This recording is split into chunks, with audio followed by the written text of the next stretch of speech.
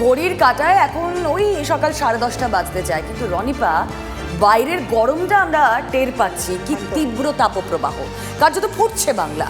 আজ দক্ষিণের 6 জেলায় তীব্র তাপপ্রবাহের লাল সতর্কতা। আর কি আপডেট জানাবেন আমাদের প্রতিনিধি সুমন মহাপাত্র রয়েছেন সঙ্গে। সুমন। রুমেলা, তোমাকে বলি যে মহোৎসব ভবন গোটা দেশের মধ্যে যে 5টা সর্বোচ্চ তাপমাত্রা যুক্ত জায়গার কথা বলছে, তাতে বাংলার 3টি জায়গা রয়েছে। কি কি? মেদিনীপুর রয়েছে, পানাগড় রয়েছে এবং বাঁকুড়ার একটি জায়গা রয়েছে।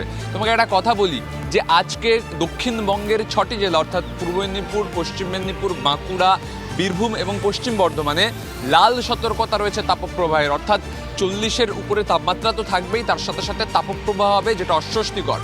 কলকাতাতে কমলা সতর্কতা, কলকাতাতেও তাপমাত্রা 40-এর ঘরেই ঘোরাফেরা করবে, তার চেয়ে বেশি বরং কম নয়।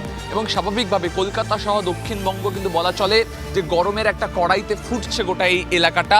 তার কারণ এখানে কিন্তু তাপপ্রবাহের এই সতর্কতাগুলো রয়েছে। একমাত্র উত্তরবঙ্গের কয়েকটি জেলা ছাড়া গোটা বাংলা কার্যত আজ অস্বস্তিতে ফেলবে, যে অস্বস্তি এখন থেকেই কিন্তু টের পাওয়া যাচ্ছে, যেমনটা তুমি বললে বেলা 10:20 আশপাশ থেকেই। রুমেলা, ধন্যবাদ সুমন।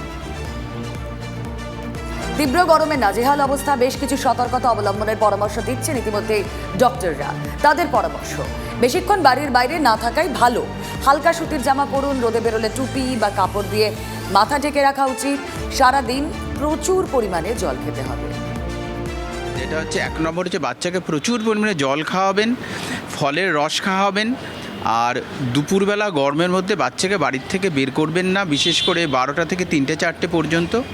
নির্বাচনে প্রার্থীরাও ঘুরছেন, প্রার্থীদের সাথে তাদের যারা সমর্থন তারাও ঘুরছেন, তারাও কিন্তু সাবধানে থাকবেন, তারাও কিন্তু প্রচুর জল খাবেন। আমরা তো বাইরের আবহাওয়াটাকে পরিবর্তিত করতে পারবো না, তাহলে সতর্ক আমাদেরই হতে হবে।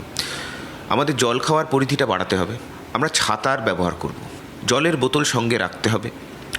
রাস্তার জল যতটা সম্ভব অ্যাভয়েড করাই বেটার। একটু লাইট জামাকাপড় পরতে হবে।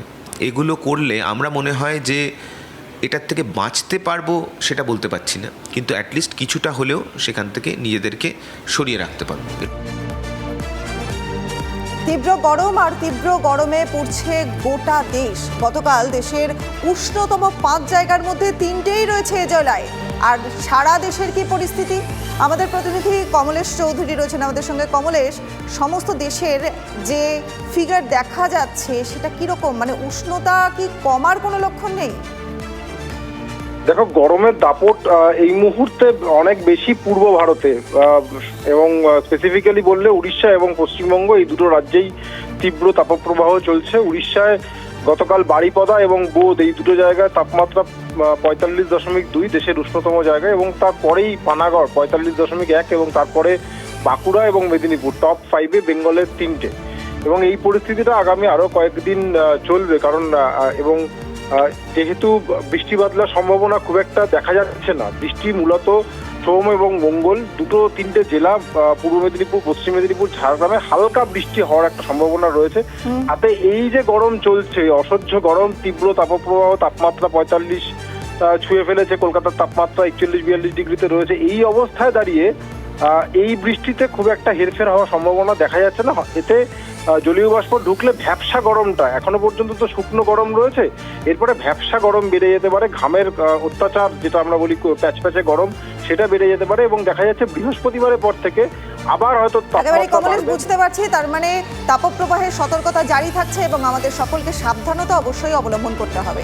ধন্যবাদ তোমাকে।